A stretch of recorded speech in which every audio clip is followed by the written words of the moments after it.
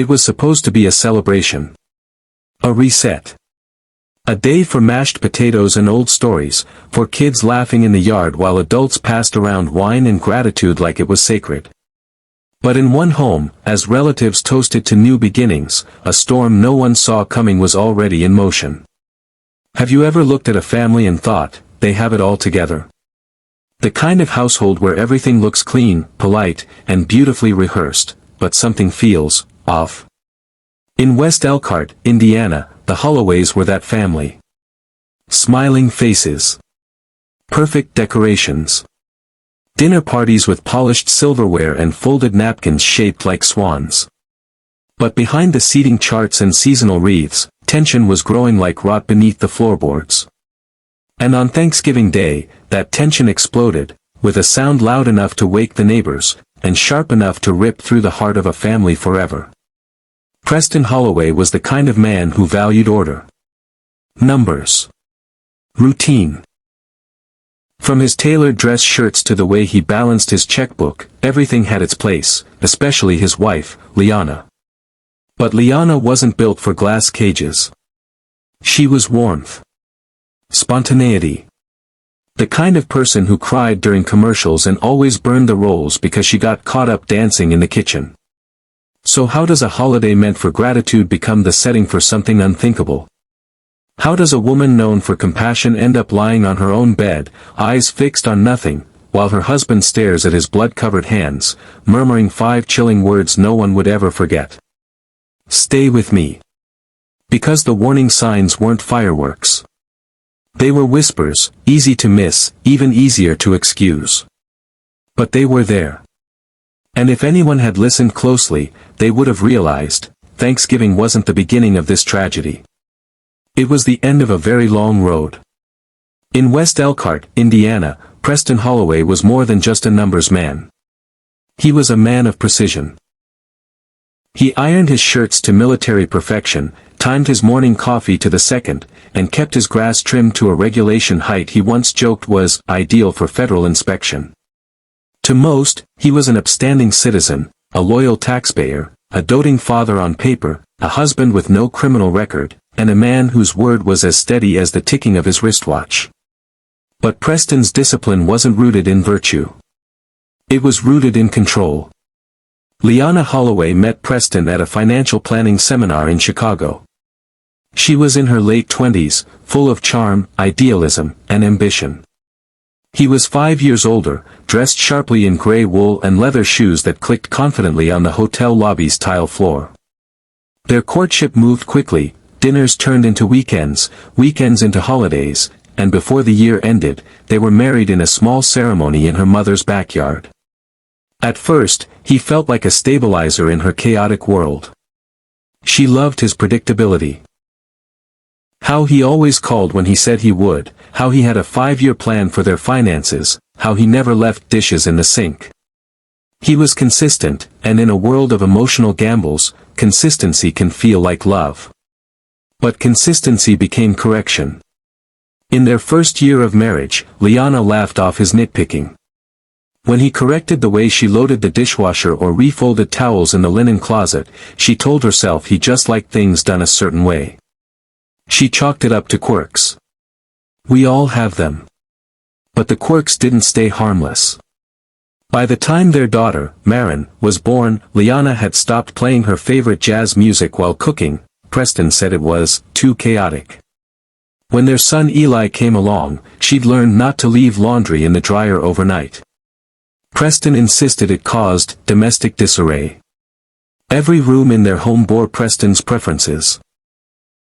The gray tones he liked, the minimalist furniture he approved, the rule that shoes must come off before entering any carpeted room. Liana stopped resisting. Resisting exhausted her. But at school, Liana came alive again.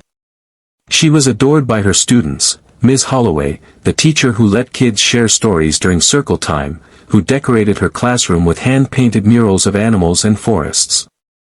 Parents sent thank-you cards, students hugged her goodbye, and fellow teachers admired how she always had energy to give, even after staying up late grading papers.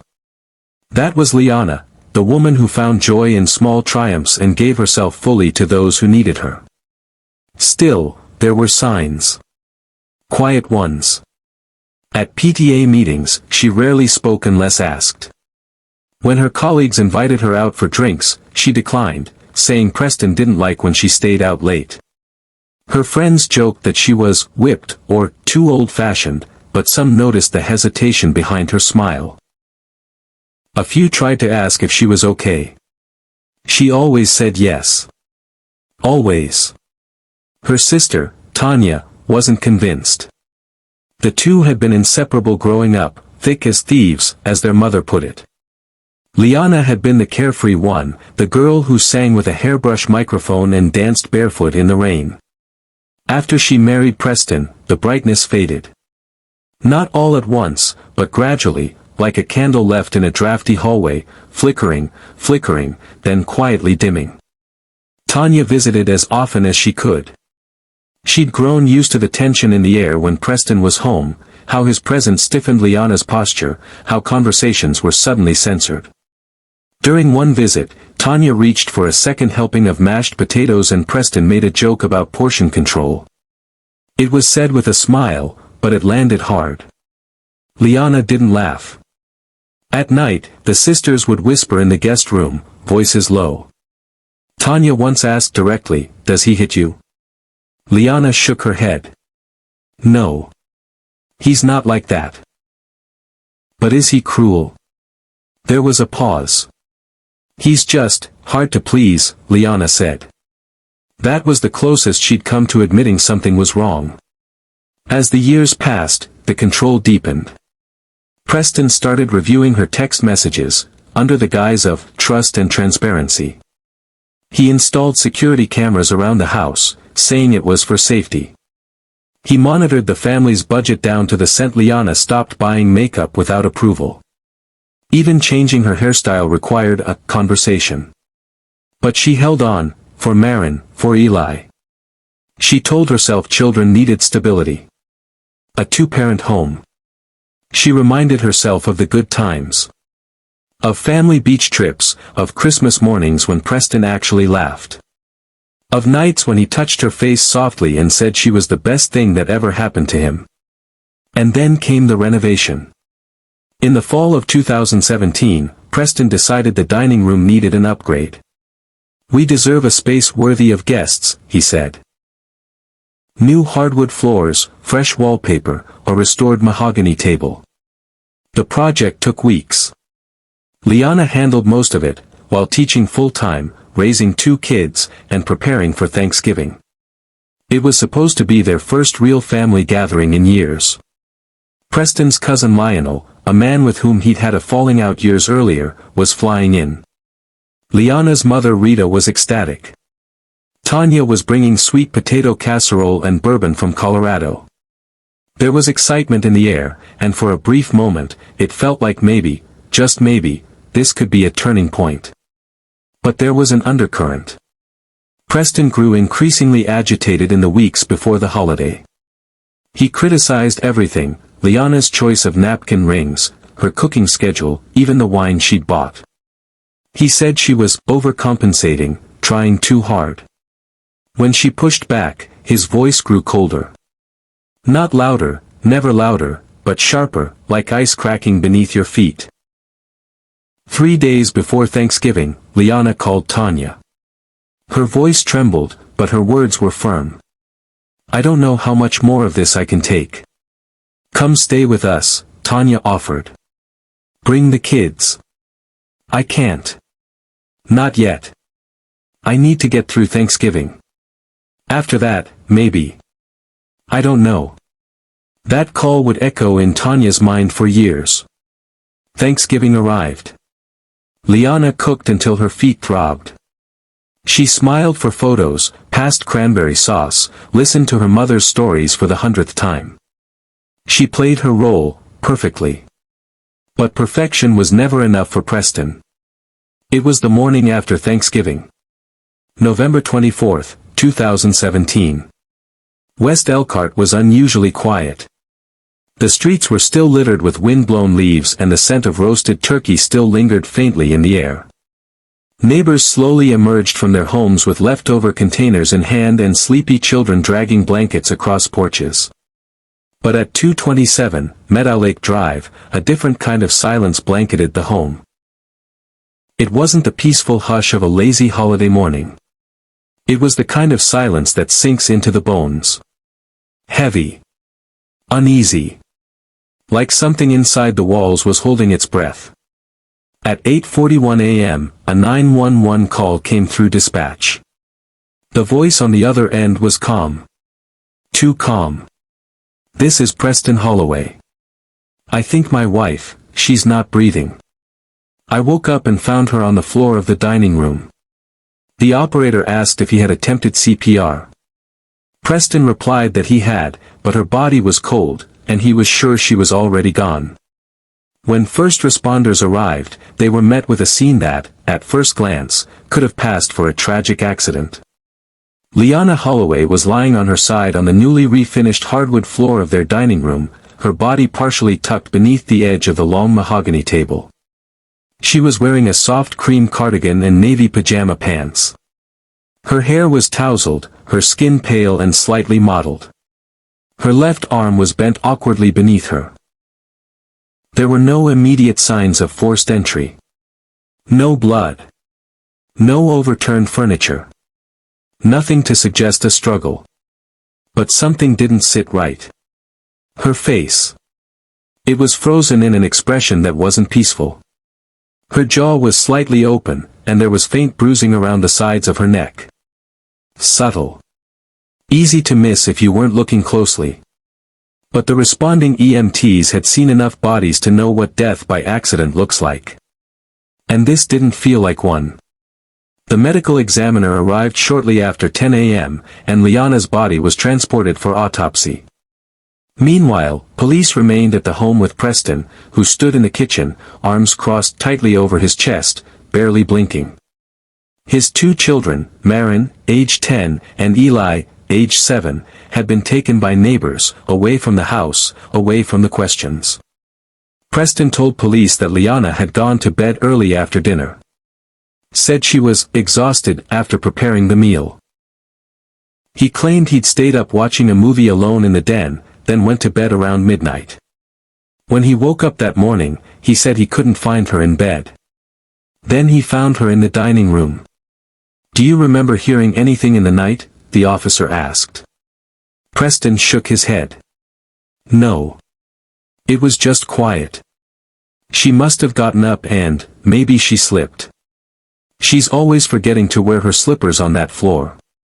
It's slick." Detectives didn't press him, yet. But they noted that his effect was flat. No tears. No visible panic. Just precision. And there it was again, control.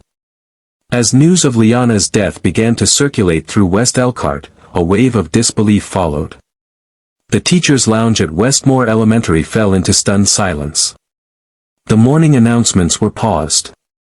Parents sent flowers. Children drew handmade cards with crooked rainbows and messages like, "We miss you, Miss Holloway." To them, she was light. And now, that light was gone. But in the days that followed, the investigation began peeling back layers. The autopsy, conducted 3 days later, delivered a chilling truth.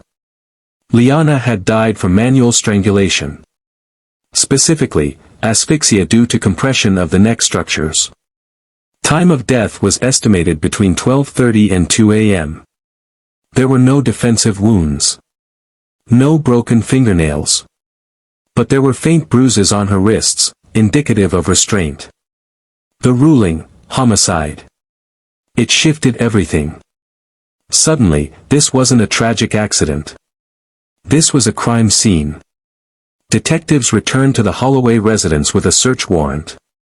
They combed through every room, closets, drawers, phone records, even the kids' bedrooms. Liana's personal laptop was found in a locked drawer in the home office. When investigators gained access, they found journal entries. Dozens of them. Hidden in a folder labeled Dream Lesson Plans. But they weren't about lesson plans. They were diary entries. Dated over the past 2 years. Coded and poetic at times, but hauntingly clear in their meaning. I miss being able to speak without bracing for criticism. I wanted to tell Tanya, but the shame feels louder than the fear. I don't think he'll ever hit me. But I think, he wants to erase me. If I disappear, tell them it wasn't an accident. Detectives sat in silence as they read. Preston was brought in for questioning on December 2nd. He arrived with an attorney. In the interview room, Preston maintained his composure. He spoke clearly, corrected timelines, and even reminded officers of exact timestamps from security footage. But when confronted with the autopsy results, his demeanor shifted. The detective leaned in. Liana didn't fall, Mr. Holloway. She was strangled. Her voice was taken. We need to know what happened between the time you say she went to bed, and the moment you found her on the floor. Preston stared ahead. Then, he blinked slowly and replied, "You're making a mistake." But the evidence was stacking. Forensic teams discovered microscopic blood spatter, trace amounts, beneath the edge of the mahogany table leg. Not visible to the naked eye. But present. Liana's blood. And there were partial handprints, on the underside of the table. The shape and position suggested someone had gripped it. Hard. Possibly during restraint. There were also inconsistencies in the home's internal security footage. A 47-minute gap, between 12:14 a.m. and 1:01 a.m., where the feed was missing. When asked about the missing footage, Preston claimed it was a system glitch. But his IT records showed a manual reboot at 12:13 a.m. Someone had turned off the recording system from the internal panel. Someone who knew the password. Witnesses began coming forward. Quietly at first. A coworker recalled seeing a faint bruise on Liana's forearm in October. A neighbor said she once heard arguing late at night but didn't want to get involved. Tanya, her sister, shared text messages, screenshots, where Liana expressed fear of things escalating during the holidays. It all pointed inward. Public reaction was swift. Liana's death became the talk of the community. News vans parked outside the Holloway home. Comment threads buzzed with shock and speculation. How could this happen? Why didn't anyone know? Who was Preston, really? Preston Holloway, the man who built his life around order, control, and appearances, was now unraveling under the scrutiny of truth. But still, he wasn't arrested. Not yet. The investigation had to be airtight. One crack, and he'd walk free. The district attorney wanted more, something irrefutable. And the detectives, now fueled by Liana's own words, were determined to find it. It had been 64 days since Liana Holloway's life was stolen. 2 months of silence and suspicion. 2 months of candlelight vigils and unanswered questions. 2 months of watching Preston Holloway walk freely through the streets of West Elkhart, his pressed shirts, his steady gait, the same hollow, unreadable eyes. But on January 27, 2018, just after sunrise, that silence cracked. At 6:02 a.m., Elkhart County Sheriff's deputies knocked on Preston's door. This time, they weren't here with questions. They were here with handcuffs. He answered wearing his usual calm, a navy robe, coffee in hand. But the moment he saw the 2 officers behind the lead detective, his smile faltered. His lips twitched, and for the first time since the investigation began, he looked afraid. Preston Holloway, you are under arrest for the murder of Liana Holloway. The charges were clear. First-degree murder. Tampering with evidence. Obstruction of justice. As the cuffs clicked shut, the camera flashes began. A neighbor's teen captured the moment on his phone and posted it online. By noon, the footage had over 700,000 views. The man who once demanded perfection in everything, from his lawn stripes to his wife's tone of voice, now stood barefoot on his porch, his hair wild, lips parted in disbelief. The image was unforgettable. But the courtroom would become something else entirely. The prosecution, led by ADA Monica Alvarez, came out of the gate relentless. Known across Indiana for her sharp cross-examinations and near-clinical attention to detail, Alvarez called this case a murder built on silence, the kind that grows behind closed doors until it chokes the life out of someone. Her strategy was surgical: present the journal entries, introduce the missing security footage, leverage digital forensics that showed a manual system reboot, use expert testimony to confirm that the bruising pattern on Liana's neck and wrists matched controlled strangulation. She painted Preston not as a rage-filled monster, but as a calculated manipulator. A man who didn't lose control, but used control as a weapon. A man who saw his wife's growing independence as a threat. A man who didn't snap, but planned. The defense, however, led by Chicago-based attorney Joel Keating, had a different narrative. Keating argued that the death was accidental, a tragic fall, misunderstood by forensics. He brought in a pathologist to dispute the time of death. Claimed the bruising could have been post-mortem artifacts, the result of her hitting the table during a collapse. He questioned the validity of the journal entries, said they were emotional dramatizations, not objective evidence. And then came the twist. The defense introduced an alternative theory, that someone else, possibly a stranger, had entered the home. That the open back door that morning wasn't just oversight, but a sign of intrusion. That a neighbor had once reported a suspicious man walking the area 2 nights prior. For a moment, the courtroom held its breath. Was it possible? Was Preston being framed by a faceless drifter? But Alvarez came back with fire. She produced security footage from a nearby gas station. The night of the murder. It showed Preston purchasing batteries at 11:53 p.m. The brand and size. The same used in the home security system backup unit. He wasn't just shutting off cameras. He was ensuring they stayed off. Suddenly, the intruder theory unraveled. The trial lit up local and national media. West Elkhart had never seen anything like it. Podcasts, blog articles, and YouTube breakdowns flooded the internet. Hashtag Justice for Liana trended for 2 weeks straight. Old students of hers posted teary videos, remembering how she made them feel seen, heard, and safe. Strangers across the country donated to a scholarship fund in her name. Meanwhile, Preston's supporters grew quieter. Only a few remained. His parents. An old college friend. But most had vanished into the shadows, unwilling to reconcile the man they knew with the monster described on the stand. The children, Marin and Eli, were not brought into the courtroom.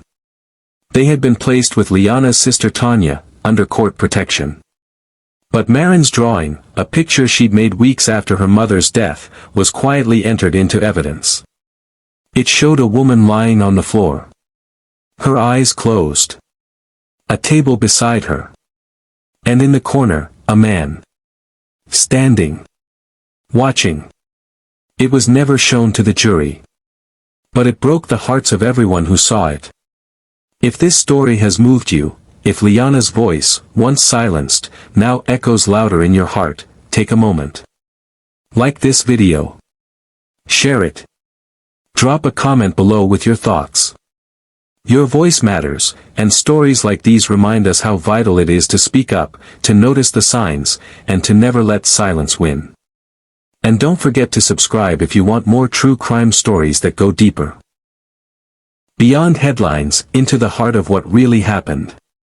Because behind every case, is a real person. And they deserve to be remembered. The trial of Preston Holloway began on a brisk October morning in 2019. The courthouse in West Elkhart, usually sleepy and uneventful, had transformed into the epicenter of a media storm. News vans lined the streets. Protesters gathered outside with signs demanding justice. A line of spectators wrapped around the building, everyone wanting to witness what was now being called the most harrowing domestic homicide case in recent Indiana history. Inside courtroom 3B, the atmosphere was electric with tension. The air was cold, the seats packed, and yet, silence hung like a curtain just before it's drawn back on opening night. All eyes were on one man, Preston Holloway. He entered wearing a neatly pressed charcoal gray suit. No handcuffs. No visible emotion. Not a flicker of regret. His eyes swept over the room but never settled on Liana's family, never paused at the empty seat where she should have been. The prosecution opened with force. The state was represented by Assistant District Attorney Monica Alvarez, a woman known for her tenacity and composure. She didn't waste time. From day one, she painted a picture of calculated abuse, manipulation, and ultimately, murder. She took the jury deep into Liana's world, showing them not just the bruises on her body but the ones etched into her spirit after years of emotional torment. The jury listened as Liana's therapist recounted sessions where Liana described feeling trapped, scared, and watched. There were journal entries, voicemails, and appointment logs that painted a clear narrative. This wasn't a random act of rage. It was the inevitable result of a man's need for dominance and a woman's desperate plea for freedom. The lead investigator, Detective Reeves, took the stand and detailed what they found at the scene. Signs of a struggle. Bruises in the shape of fingers. A fractured hyoid bone, consistent with manual strangulation. Time of death. It didn't match Preston's version of events. Forensic analysts testified that Liana's time of death was just after midnight, when Preston claimed he was asleep in bed. But what struck hardest, was what technology had captured. A single voice memo. Just 23 seconds long. Automatically recorded on Liana's phone, likely triggered accidentally while she tried to leave a voice message. The courtroom heard the soft shuffle of feet, then a crash. A sharp intake of breath. Then Liana's voice, fragile, breaking. "Please, Preston, not in front of the kids." Silence followed. But the silence said more than words ever could. Gasps filled the courtroom. One juror wiped away a tear. The clip was brief, but it brought Liana back into the room. Her voice, her fear, it became undeniable. Unforgettable. The defense scrambled. They argued that there was no concrete DNA placing Preston's hands on Liana's throat. They suggested there might have been an intruder. They questioned the reliability of the home's alarm system. They attempted to unthread the prosecution's narrative one thread at a time. But the damage was done. The prosecution's final blow came with a chilling revelation: Preston's browser history. Hours after Liana died, someone had searched "How long after death does bruising show up?" and "How to fake innocence during police questioning." That search had come from Preston's phone. At 4:12 a.m. It was the nail in the coffin. Closing arguments felt like the final breaths of a long, painful storm. Alvarez reminded the jury that Liana wasn't just a victim, she was a mother, a sister, a daughter, and a woman who fought to reclaim her life until her last breath. The defense, now visibly weary, asked the jury to consider reasonable doubt. But their words fell flat in a courtroom that had already made up its mind. The jury was dismissed at 4:15 p.m. They returned before sunset. Only 4 hours had passed. They found him guilty, first-degree murder. Preston showed no reaction. Not to the verdict. Not to the sentence that followed, life in prison without the possibility of parole. His expression remained as cold as the morning he walked into court. But for everyone else, it was the first time in years they could breathe. Outside, the public erupted. There were tears and embraces. There was grief, but also something like justice. Liana's family clutched one another as reporters scrambled to capture the moment. The verdict echoed far beyond the courtroom walls. It reverberated across the country, across timelines, hashtags, and headlines. Hashtag Liana Lived began trending within the hour. Her story, tragic, raw, and real, was now a symbol for those suffering in silence. Preston was transferred to Indiana State Penitentiary that same night. No interviews. No apologies. No closure from his lips. But in that silence, perhaps, was his final confession. If you've made it this far in the story, if Liana's strength and voice touched something deep inside you, then do something powerful. Like this video. Leave a comment. Share your thoughts. Share her story. And if you haven't already, subscribe. Because every time we remember the voiceless, we bring them back into the light. And every time we speak the truth, we make sure their silence never goes unheard again.